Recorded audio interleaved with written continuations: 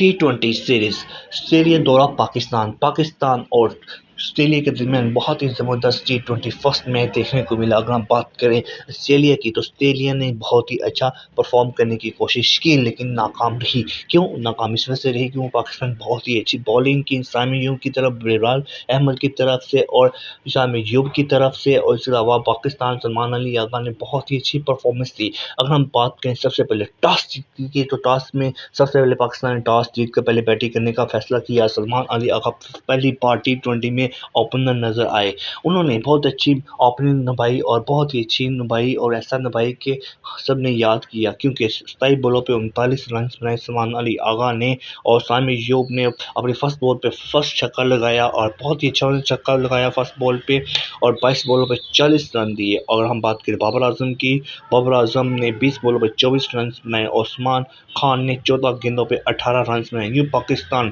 168 runs کیے صرف اور صرف 8 وکٹوں کے نقصان پہ، اور یوں پاکستان نے ٹارگٹ دیا 169 کا آسٹریلیا کو۔ آسٹریلیا کی طرف سے آئے بیٹنگ کی طرف سے گریننگز نے، انہوں نے بھی اچھا پرفارمنس کیا لیکن وہ ناکام رہے، اور اس کے علاوہ ہم بات کریں یوں 146 ہی آسٹریلیا بنا سکے۔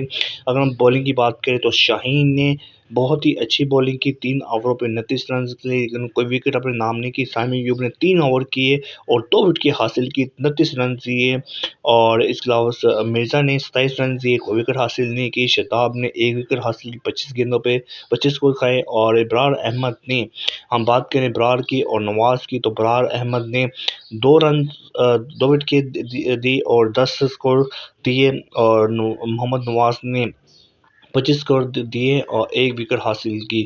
یوں پاکستان نے 22 رن سے اپنے فرسٹ T20 اپنے نام کیا، اور یوں پاکستان نے اپنا فرسٹ T20 آسٹریلیا کو 7 سال کے بعد ہرایا ہے اپنے ہوم گراؤنڈ پہ۔